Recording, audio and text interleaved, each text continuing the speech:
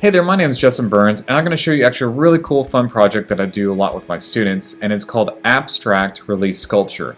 So where this kind of came from, if you look at this artist named Frank Stella, he does these really amazing pieces of work that are these release sculptures that are very, very large, and they kind of come off the wall. And he's using a lot of great colors, a lot of different types of lines, different materials, and they're just pretty incredible. And I've seen his work in person, and I mean, you know, a picture does not do it justice at all. It's kind of one of those things that you have to see in person.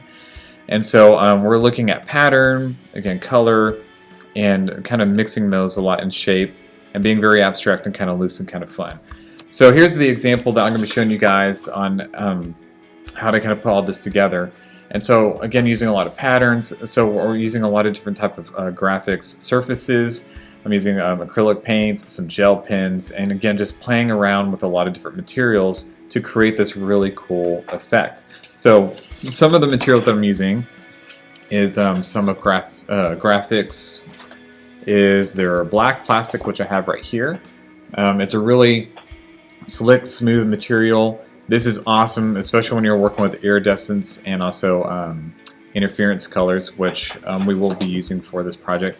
This is the white craft plastic, opaque white, and same idea as the black, but it's just the white version. And we're going to play with some alcohol inks with this stuff. And then also I'm working with some clear Dura-Lar. And so it's a lot like transparencies, and this is a great material. I use this all the time for a lot of the work I do.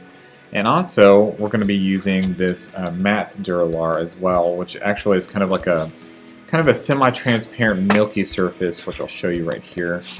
And so, if you see, it's kind of semi-transparent. And this is a great material as well that you can do some great things on the front and the back.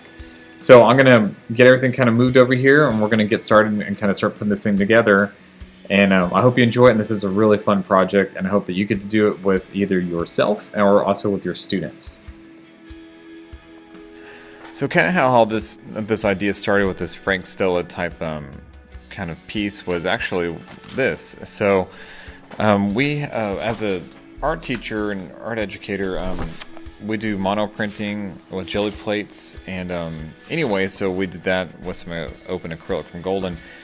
And these were just kind of like some leftover pieces that my students did, and I wanted to save them because there's some potential to use these somehow, some way. So what I did was I took these jelly plate printmaking kind of monoprint leftovers and started kind of cutting them up and reshaping them into this kind of release sculpture idea, like from Frank Stella's artwork. And so I started just cutting them up, making them into different pieces, and kind of making them a little more three-dimensional.